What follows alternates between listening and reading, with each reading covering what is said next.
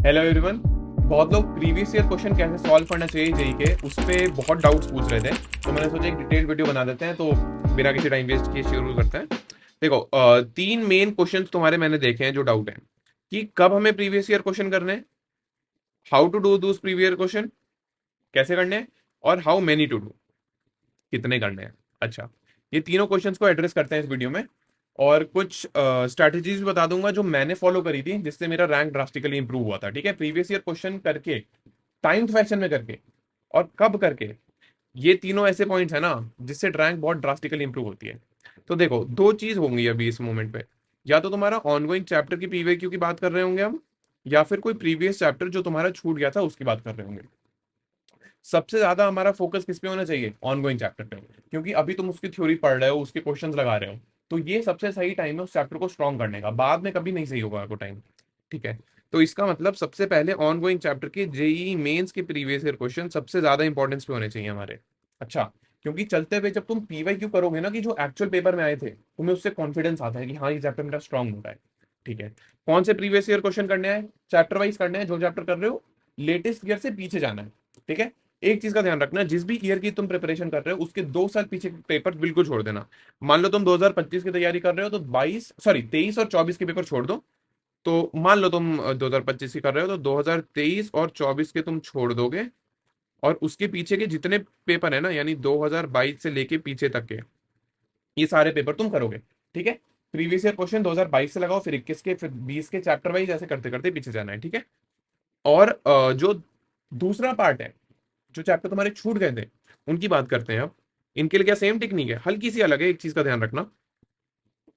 देखो, मैं उन चैप्टर्स की बात कर रहा हूं जिसकी तुमने थ्योरी की हुई है और मॉड्यूल्स भी कुछ हद तक लगाए हुए हैं। ठीक है, लेकिन तुमने पीवाई क्यों नहीं की। अच्छा, लेकिन एक चीज का ध्यान रखना, अगर तुम्हारा इस चैप्टर इनमें मैं उन चैप्टर्स की बात नहीं कर रहा जो कंप्लीटली बैकलॉग है। अगर तुमने थ्योरी नहीं की तो भाई पहले वो जाके करोगे ना। ठीक है, तो उन चैप्टर्स की बात करो जिनका सिर्फ पीवाई क्यू रहता है, इनको तुम टाइम्ड फैशन में दोगे।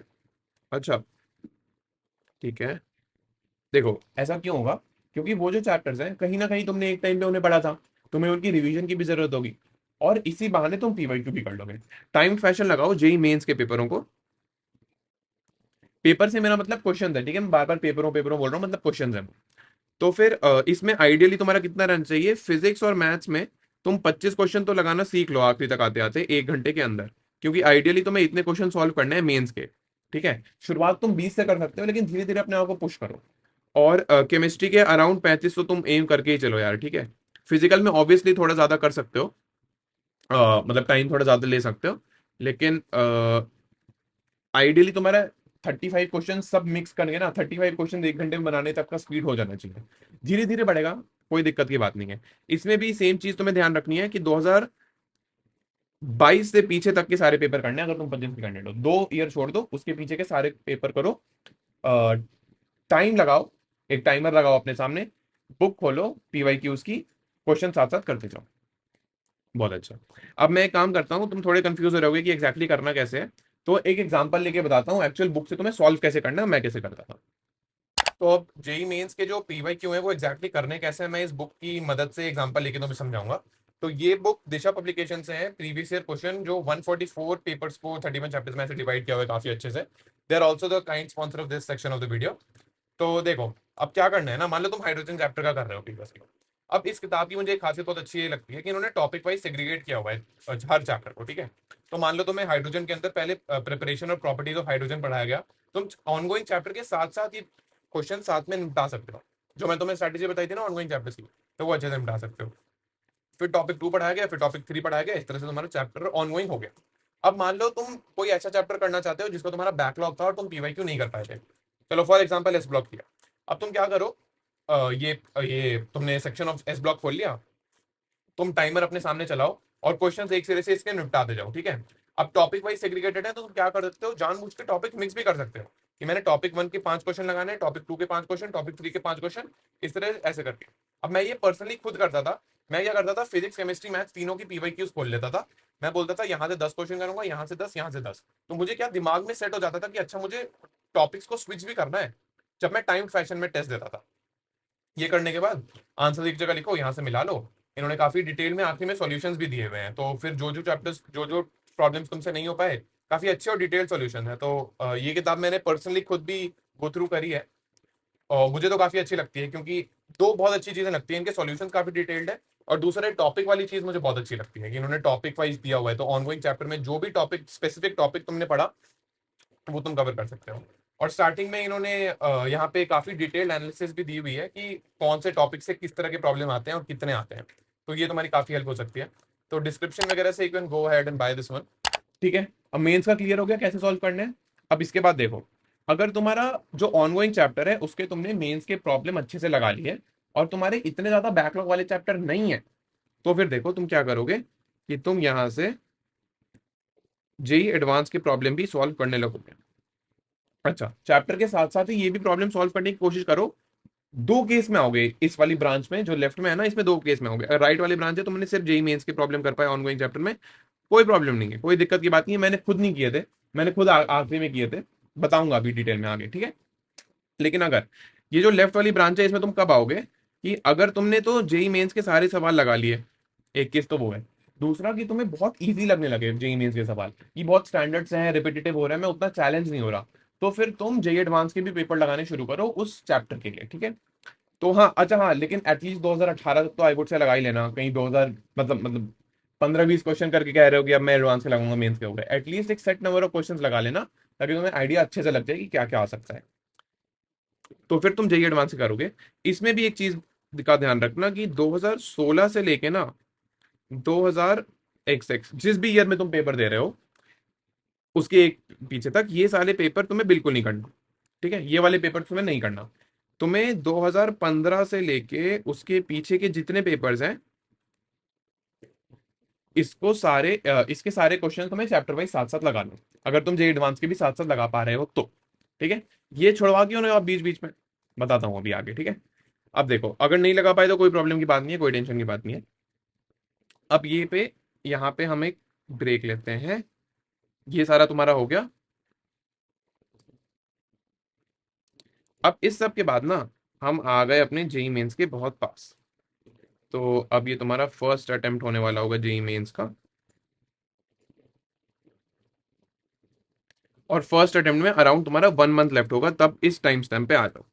अब देखो, अगर ऊपर वाली स्ट्रैटेजी तुमने बहुत ढंग से फॉलो करी है, तो बिल्कुल आइडियली क्या होना चाहिए, सारे चैप्टर्स के मेंस खत्म हो जाने चाहिए, और एडवांस की कुछ चैप्टर्स के एडवांस भी थोड़े बहुत तुमने कर लिए 2015 के पीछे वाले, ठीक है। लेकिन ऑब्वियसली आइडियली नहीं है, कोई बात नहीं। जिस भी स्टैम्प पे हो ना तुमने जितने भी प्रॉब्लम किए हैं, अब सब छोड़ के इस चीज को फॉलो करना शुरू कर जाओ। अगर तुम्हारे पास 1 महीना बचा है, तुमने जो पिछले 2 साल के पेपर यहाँ छोड़े थे ना, ये जो मेंस के 2 साल छोड़े थे तुमने,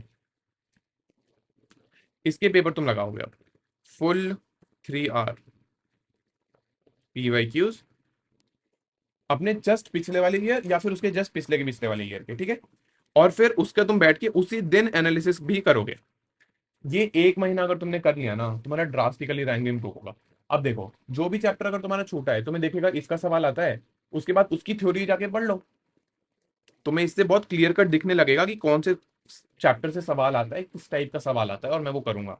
तो ये रोज करो, ठीक है। ये करने के बाद तुम्हारा मेन सिक्योर हो गया। अगर मान लो दूसरे मेंस में अच्छे, पहले मेंस में अच्छी परसेंटाइल नहीं आई, तो दूसरे मेंस के लिए भी तुम्हें सेम स्ट्रैटेजी फॉलो करनी है, क्योंकि दोनों में गैप बहुत ज्यादा नहीं होने वाला। अब आते हैं जेई एडवांस पे। अब तुम्हारा एडवांस में जो है ना, एडवांस में अराउंड जब 2 महीने रहते होंगे, जब 2 महीने रहते होंगे, तब हमें क्या शुरू करना है, अगले 1 मंथ तक यहाँ पे, नेक्स्ट 1 मंथ में हमें 2016 से लेके अभी तक के पेपर हमने छोड़े थे ना, ये वाले, ये जितने भी पेपर हमने छोड़े थे, अब हमें ये सारे 6-6 घंटे बैठ के करने हैं अच्छे से। क्या होगा कि 6 आवर लॉन्ग तुम्हें पूरा पूरा PYQ देना है, और उसी दिन बैठ के उसका एनालिसिस भी करना है, ठीक है। और टाइम स्लॉट में ये नहीं रात में बैठ के मत देने लगना, कहीं सुबह बैठ के देना है, जो असली टाइम स्लॉट होता है 9 से 12, 2:30 से 5:30, उसका एनालिसिस करो। एनालिसिस में मैं सोच रहा था एक डिटेल वीडियो बना देता हूँ, कि मेरे पास भी एक कॉपी टाइप है, और उस पर मतलब कि क्या क्या, बैटरी खत्म हो गई यार। तो एक कॉपी टाइप थी जिसमें मैं एनालिसिस करता था, वो अगर तुम्हें चाहिए तो बताना, उस पर बना दूंगा एक वीडियो एनालिसिस कैसे करते हैं। ये करके तुम्हारा रैंक और तुम्हारे मार्क्स ड्रास्टिकली इंप्रूव होंगे ही होंगे। ये पर्सनली मैंने ये फॉलो करा था। मेरा जब एडवांस था उसके कुछ महीने पहले पूरा 1 महीना बैठ के मैंने सिर्फ 6 घंटे प्रीवियस ईयर क्वेश्चन दिए थे, प्रीवियस ईयर मॉक पेपर दिए थे फुल लेंथ। मतलब मैं कहना क्या चाह रहा हूँ समझ गए हो ना, कि तुम एक दिन बैठे 2022 का पेपर निकाला, पूरा 6 घंटे बैठ के दिया, 9 से 12 2.5 घंटे रात को एनालिसिस किया, फिर एक दिन का ब्रेक चाहे तो ले लो, फिर 2018 का किया, 2017 का किया, 16 का किया, इस तरह से जब एक्चुअली जेई का पेपर दोगे ना बैठ के, तुम्हें जो एक पेपर देने की कला होती है ना वो आ जाएगी। हर अलग अलग टाइप के पेपर दे दोगे तुम जो असली जेई के थे, उससे कॉन्फिडेंस भी बहुत ज्यादा होगा। ठीक है, अब ये सब करने के बाद बहुत ड्रास्टिकली रैंक इंप्रूव होगी, और ये पूरा मैं समझता हूँ कि सही तरीका है प्रीवियस ईयर करने का। एक छोटा सा फ्लो चार्ट मैंने बना दिया है कि तुम्हारे रेफरेंस के लिए, कि अगर तुम्हारा ऑनगोइंग चैप्टर के क्या तुमने प्रीवियस ईयर क्वेश्चन कर लिए, अगर कर लिए, अगर नहीं किए तो फिर शांति से ऑनगोइंग चैप्टर के रिवीजन मेंस करो। ठीक है, तुम्हें वो करने ही करने पहले, उसका कोई बहाना नहीं है। अगर तुमने वो कर लिए, अगर तुमने वो कर लिए, तुम यहाँ आ गए। अब बताओ, अगर तुम्हारा बहुत ही हैवी बैकलॉग है, यानी बहुत सारे चैप्टर ऐसे हैं जिसके पीवाईक्यू तुमने छुए भी नहीं है, तो तुम पहले प्रीवियस वालों के पीवाईक्यूज करो। ठीक है, अगर तुम्हारे प्रीवियस हैवी बैकलॉग नहीं है, ठीक है, 4-5 चैप्टर हैं जिसके पीवाईक्यू नहीं किए, लेकिन मेरी एडवांस की प्रिपरेशन भी थोड़ी अच्छी चल रही है, मेरी प्रिपरेशन एक डिसेंट चल रही है, तो फिर तुम जो ऑनगोइंग चैप्टर है उसके एडवांस के भी पेपर कर दो। ठीक है, इस तरह से करते रहो, और आखिरी में जो जो पेपर मैंने छुड़वाए थे, आखिरी में उन्हें फुल लेंथ मॉक पेपर देना है। बस इतना ही है, बहुत ही क्लियर कट है, ज्यादा टेंशन लेने की बात नहीं है, सिंपल है जेई की तैयारी। ठीक है, इतना कॉम्प्लेक्स मत बनाओ उसे, और चिल करो, मेंटल स्टेट अपना ठीक रखना, ज्यादा प्रेशर मत लो, सब चिल होगा। चलो ठीक है, all the best, bye bye.